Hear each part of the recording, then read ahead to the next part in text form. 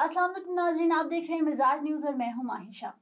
आज सुबह ही का वाकया है कि रजब भट्ट सिंध हाई कोर्ट में अपनी जमानत में तोसी के लिए पेश हुए और उसी दौरान कुछ वकला ने उन पर तशद्दुद किया, जो कि मेरी नज़र में एक नहायत अफसोसनाक वाकया है। मेरे साथ मौजूद है सबीन, जो कि एक कोर्ट बीट रिपोर्टर हैं। आइए इनसे जानते हैं इस वाकये के बारे में। देखिए माही ये कोई पहला वाक़या नहीं है इस नौइयत का। पहले भी वकला तशद्दुद करते आए हैं और ये तो साइलिन तो दूर की बात है। रजब भट्ट गो के यूट्यूबर हैं, उनकी एक फ़ैन फॉलोइंग है, लेकिन उसके बावजूद इस किस्म के वाक़ये को किसी भी सूरत जस्टिफ़ाई नहीं किया जा सकता। ये अदालती तारीख़ का या सिर्फ़ पाकिस्तान की तारीख़ का पहला वाक़या नहीं है। इससे पहले अदालतों में लोग कत्ल भी होते रहे हैं। लेकिन रजब भट्ट पर जो तशद्दुद है वो इसलिए काबिल मज़म्मत है कि एक वो इंसान जो एक दूसरे मुल्क से पाकिस्तान आया है, मुख्तलिफ अदालतों में वो पेशियाँ भुगत रहा है। अब इस्लामाबाद कुछ दिन पहले आए थे, इस्लामाबाद हाई कोर्ट में उनको वहाँ से जो है वो राहदारी ज़मानत मिली थी और उसके बाद वो आगे लाहौर गए थे और लाहौर से फिर कराची गए थे। तो एक वो शख्स जो मुकदमे पे मुकदमा भुगत रहा है और हर मुकदमे में एक नया जो दिफ़ा है वो उस पर लगा दी जाती है। तो इस किस्म के वाक़े को एक तो ये कि कोई वकील जस्टिफ़ाई नहीं कर सकता। दूसरा, अगर आप आज की जो वीडियोज़ रजब भट्ट पे हमले से पहले की जो वीडियोज़ हैं अगर आप वो देखें, तो Karachi high court, Sindh high court का जो माहौल है वो आज सुबह से ही कुछ डिफरेंट था। जो कुछ रिपोर्टर्स हैं वहाँ के, वो उनसे मेरी बात हुई है, वो ये कह रहे हैं कि आज का जो माहौल है वो कुछ डिफरेंट था। ये जो एक ग्रोह है, एक स्पेसिफिक ग्रोह है जिसने रजब भट्ट पर अटैक किया है और इस ग्रोह ने अटैक से पहले रजब भट्ट को जी आई थिंक दे प्लान्ड। जी, जी, ये सब था प्री हाँ, प्लान्ड ही। ये सारा प्री प्लान्ड था और रजब भट्ट आने से पहले मियां अली अशफाक जो रजब भट्ट के वकील हैं, जब वो सिंध हाई कोर्ट एंटर हुए हैं तो वकील ने कहा कि भाई आप उसका केस क्यों लड़ रहे हैं? उसने हम वकीलों को टारगेट किया है। अब ये टारगेट वाली क्या बात कर रहे थे, ये भी मेरा ख्याल है कि व्यूवर्स के लिए क्लियर करना ज़रूरी है। रजब भट्ट बाहर थे, पाकिस्तान वापस आए और रजब भट्ट ने एक बयान ये दिया, क्योंकि जब पाकिस्तान से गए थे तो कुछ वकला ने कहा था कि हम उसको पाकिस्तान लेकर आएंगे और उसके बड़े भी पाकिस्तान आएंगे और पाकिस्तान आके हम इसको गिरफ्तार करवाएंगे और बहुत सी बातें थी। इस तमाम तर चीज़ों के बाद रजब भट्ट पर एक और चीज़ वो ये लगी कि जब रजब भट्ट पाकिस्तान आए और उसके बाद इस्लामाबाद हाई कोर्ट के अहाते में एक गाड़ी गई। कहा यह गया कि जी लिफ्ट ली है, लेकिन वो लिफ्ट नहीं थी। वो कहा यह जा रहा है कि वो अलीम खान का राइट हैंड है जिसने रजब भट्ट को लिफ्ट दी थी एयरपोर्ट से इस्लामाबाद हाई कोर्ट तक जिसने लिफ्ट दी थी, वो अलीम खान का राइट हैंड है। वहाँ पे भी सवालात उठे।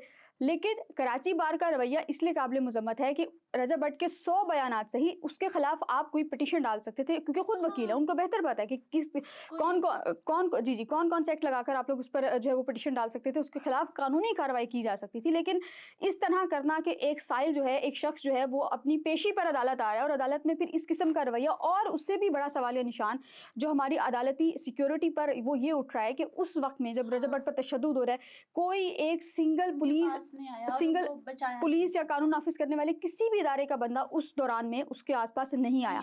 वो एक नदीम था साथ रजब भट्ट के, नदीम उनका तो एक दोस्त है, वो उनके साथ था। उसने रजब को जो बचाया, उसने प्रोटेक्ट किया, तो वो रजब भट्ट को थोड़ा बहुत जब साइड पे किया तो किया है। अभी भी अगर आप देखें तो जो पिक्चर सामने आ रही है हमारी स्क्रीन पर चल भी रही होंगी, वो पिक्चर जो सामने आ रही है उसमें रजब भट्ट पर तशद्दुद के वाज़िया निशानात हैं। उनके जो है वो मेरे ख्याल से 1-2 दांत भी टूटे हैं, उनकी बॉडी पे भी स्क्रैचेस आए हैं, जबड़ा भी टूटा है। यस, हाँ। जी, जी, तशद्दुद भी हुआ है और एक्सट्रीम है। और दूसरा ये है कि वाक़यात के हवाले से है कि ये पहला कोई वाक़या नहीं है।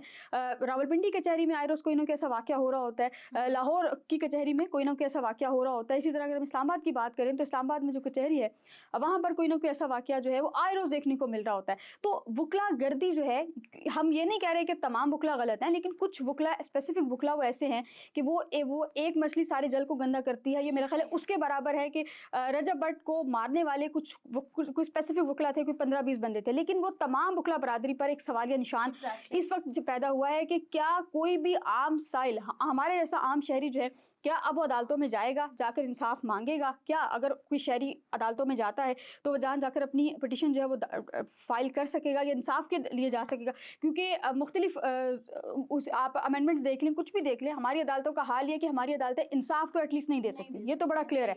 लेकिन इंसाफ के साथ साथ अब ये चीज़ क्लियर हो रही है कि हमारी अदालतें इंसाफ के साथ साथ अब शहरियों को प्रोटेक्शन भी नहीं दे सकती। हाँ, क्योंकि ये तो बिल्कुल एक कह लो कि आप इनफॉर्मल सा बिहेवियर है कि आप अपने पर्सनल ग्रजेस ऐसे प्रोफेशनल लेवल लेवल पे जाके डील कर रहे हो। और वुकला ने कहा है कि जी रजब भट्ट का बयान ये था कि जी उन्होंने अपनी किसी व्लॉग में कहा है कि टाउट्स हैं और कुछ वुकला हैं वो टाउट्स हैं और मौसमी मेंढक हैं, इस हवाले से हाँ, कोई मौसमी डड्डू। तो ये इस चीज़ को जो भी उसने कहा था आप उसके खिलाफ कानूनी कार्रवाई कर सकते थे, इनफैक्ट आप उसके खिलाफ जाके किसी पुलिस स्टेशन में दरखास्त दे सकते थे। एथिकल और लीगल भी बिल्कुल लीगल था और एथिकल तो खैर आप उसको वुकला को नहीं, वुकला को एथिक्स से कोई लेना देना नहीं है। एटलीस्ट आप एथिक्स फॉलो करो, इस तरह से एकदम से उसको मान धाड़ नहीं कर रहे हो। बिल्कुल कर सकते थे, लेकिन अनफॉर्चुनेटली हमारे वुकला ने वही जज्बातीपन दिखाया जो मुख्तलिफ उसमें दिखाते आए हैं।